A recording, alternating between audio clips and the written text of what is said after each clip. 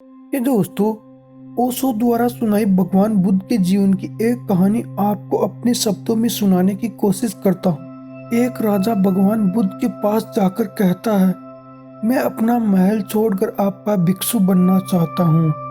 बुद्ध ने राजा को अपने पास भिक्षुओं के बीच रख लिया।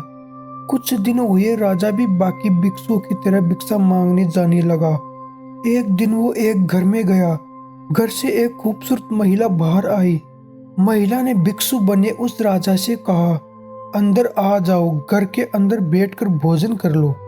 जब राजा भिक्षु अंदर गया तो उसके मन में ख्याल आया, महल में तो बहुत तरह के पकवान मिलते थे, लेकिन अब यहाँ तो रूखा सूखा खाकर ही गुजारा करना पड़ेगा। महिला अंदर गई और राजा भिक्षु के लिए बहुत से पकवान बना लाई। राजा भोजन को देखकर बहुत खुश हुआ। भोजन करने के बाद राजा ने सोचा, महल में तो खाने के बाद मीठा भी खाता था, लेकिन अब यहाँ कहाँ मीठा मिलेगा। महिला अंदर गई और राजा के लिए मीठा ले आई। राजा फिर से खुश हुआ। अब राजा ने सोचा, महल में मैं खाने के बाद आराम भी करता था, लेकिन अब मुझे यहाँ आराम करने को कहाँ मिलेगा। महिला ने तुरंत कहा, आप यहाँ कुछ देर आराम कर ले। राजा भिक्षु चौंक गया कि आखिर इसे मेरे मन की बात कैसे पता चल रही है। राजा भिक्षु ने महिला से पूछा, आखिर आप मेरे मन की बातों को कैसे पढ़ पा रही है। महिला ने कहा, साधना करते मेरे विचार निर्विचार हो चुके हैं। अब मुझे जो विचार आते हैं वो सामने वाले के होते हैं। मैं सामने वालों के विचारों को महसूस कर पाती हूँ। राजा भिक्षु डर गया और वहां से तुरंत बुद्ध के पास आकर बोला कि अब मैं वहां दोबारा भिक्षा मांगने नहीं जाऊंगा। बुद्ध ने जब उससे पूछा क्यों, तो उसने सारी बात बताई और कहा, उस खूबसूरत महिला को देखकर मेरे मन में बुरे विचार भी आए थे, वो भी उसने पढ़ लिए होंगे। कृपया अब मुझे वहां जाने को ना कहना। बुद्ध ने कहा, तुम्हें वहीं जाना होगा, लेकिन इस बार जाओ तो अपने विचारों पर ध्यान रखना। अगले दिन राजा भिक्षु फिर से उसके घर गया और इस बार वो एकदम ध्यान से अपने विचारों को देख रहा था। उसका दिल तेजी से धड़क रहा था कि एक भी गलत विचार उस महिला के खिलाफ ना आए।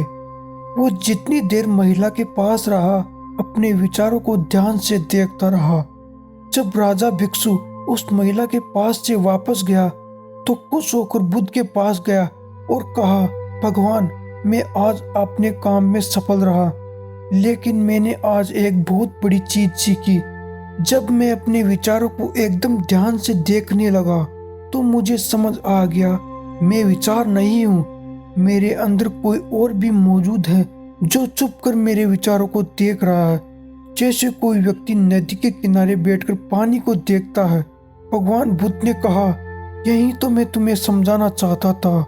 दोस्तों, ये थोड़ी कठिन बात है, लेकिन इसे समझ जाओगे तो जीवन बदल जाएगा।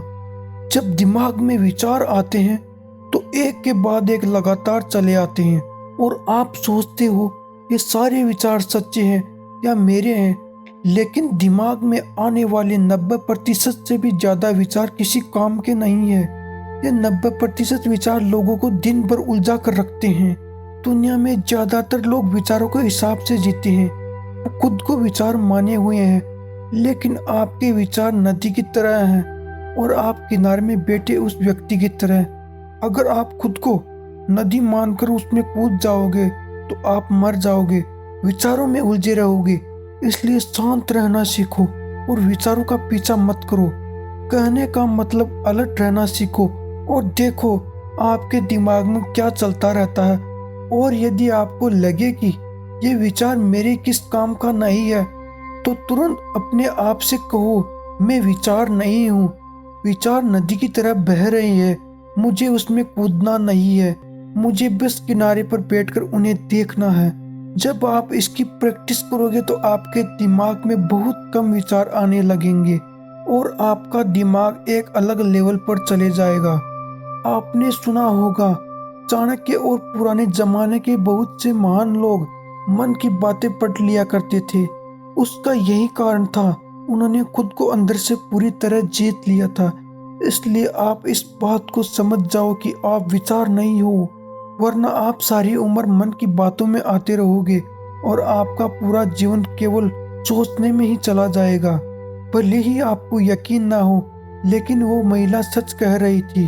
वो मन पढ़ लिया करती थी, क्योंकि हमारे अंदर सच में बहुत बड़ी पावर है, लेकिन वो तभी बाहर आएगी जब हम पूरी तरह से शांत होकर खुद को समझाना शुरू कर देंगे। याद रखना, जो आध्यात्म को समझ जाता है वो दुनिया में कुछ ऐसा करता है कि सदियों तक लोग उन्हें याद करते हैं। क्या आप इस बारे में जानना चाहते हैं? तो कमेंट बॉक्स में कमेंट करके ज़रूर बताइए। अगर ये वीडियो आपको अच्छा लगा हो तो एक लाइक ज़रूर कर देना। ऐसी और बेहतरीन वीडियो देखने के लिए हमारे इस चैनल को सब्सक्राइब ज़रूर कर लेना।